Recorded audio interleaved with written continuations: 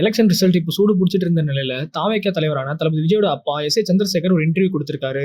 அதுல அவர் அப்படி என்ன சொல்லியிருந்தாருன்னா, ஒரு அப்பாவா எனக்கு ரொம்ப பெருமையா இருக்கு, நானும் என்னோட மனைவியும் ரொம்ப சந்தோஷமா இருக்கும். ஆச்சி மசாலா எந்த சமையலும் ருசி தேடும் ரகசியம் 20 ரூபாய். எங்களோட வாழ்த்துக்களை என் பையனுக்கு நான் தெரிவிச்சுக்கிறேன். அவரை நான் லாஸ்ட் 2 இயர்ஸா பார்த்துட்டு இருக்கேன்.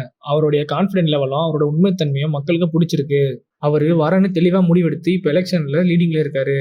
அவருக்கு அவர் மேல 1% டவுட் கூட கிடையாது. அவர் அவ்வளவு கான்பிடன்ஸா இருந்தாரு.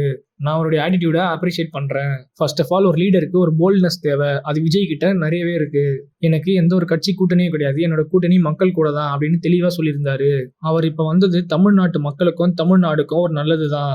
டெஃபினட்டா சொல்றேன், விஜய் ஒரு ஹிஸ்டாரிக்கல் சக்சஸ். ஒரு மனுஷனா ஒரு ஆர்டிஸ்டுக்கு வெறும் ஆர்டிஸ்ட் தாட் மட்டும் இல்லாம ஒரு சொசைட்டிக்காக ஹெல்ப் பண்ற தாட்டும் இருக்கணும். அவருக்கு 30 வருஷமா ஒரு மைண்ட்ல இருந்தது இந்த தமிழ்நாட்டு மக்களுக்கு ஏதாவது பண்ணணும்னு.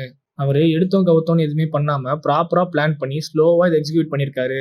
அவர் இன்னைக்கு சீஃப் மினிஸ்டர் ஆஃப் தமிழ்நாடா ஆக போறாரு. தமிழ் மக்கள் அவரை விரும்புறாங்க. தமிழ் மக்கள் அவர் வெறும் லீடரா மட்டும் நேசிக்காம அவங்க குடும்பத்துல ஒருத்தரா பாக்குறாங்க. ஒரு அப்பாவாகவும் ஒரு அண்ணனாகவும் அவங்களோட மகனாகவும் பாக்குறாங்க. இதுதான் விஜய்க்கு உண்மையான வெற்றி.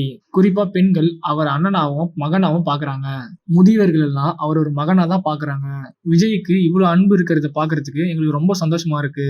இவ்வளவு அன்பு கொடுத்த என்னோட தமிழ் மக்களுக்கு நான் நன்றி தெரிவிச்சுக்கிறேன். இதை பத்தி நீங்க என்ன நினைக்கிறீங்க? கமெண்ட் பண்ணுங்க, லைக் பண்ணுங்க, கமெண்ட் பண்ணுங்க, ஷேர் பண்ணுங்க. மறக்காம வீட்டு சப்ஸ்கிரைப் பண்ணுங்க.